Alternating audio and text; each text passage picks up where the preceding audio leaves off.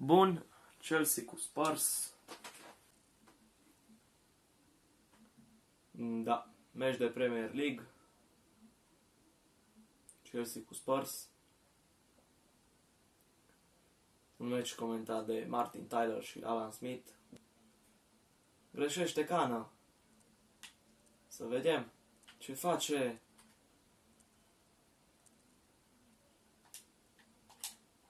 Gol! Mitică! Gol mitică! Ce frumos! Aici Bobiță și Mitică finalizează super. Bravo Mitică! Incredibil ce se întâmplă!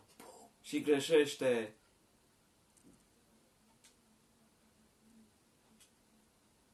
O dă afară Mostră.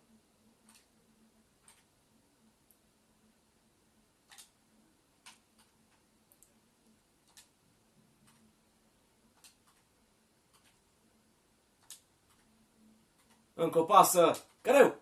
Gol! De 2-0 înscrie Ciacanău.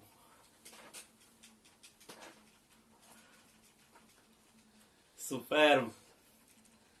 Ce finalizare din partea lui Ciacanău. Superb!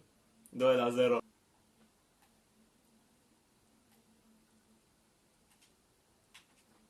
Și printează acolo Spaiț! Scoate. Incredibil. Către Cană. Să vedem pe Cană.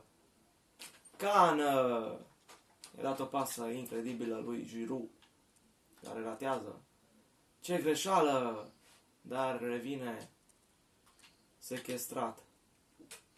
No. Fabrică către prințul William, care avansează. Dă o centrare. Oh, nu cred! Nu cred! Ce finalizare a lui Giroud! Deci nu se poate. Prințul William. Ce pasă de acolo lui Giroud, incredibilă. Ce meci. Să vedem pe... Sună telefon, el a oprit jocul.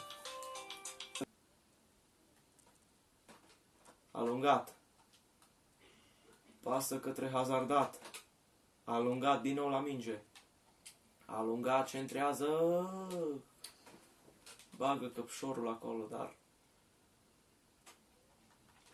Gata. Gata, prima repriză. Este 2-1 pentru mine. Adică pentru Spurs. Pardon. Și se termină acest meci. Incredibil.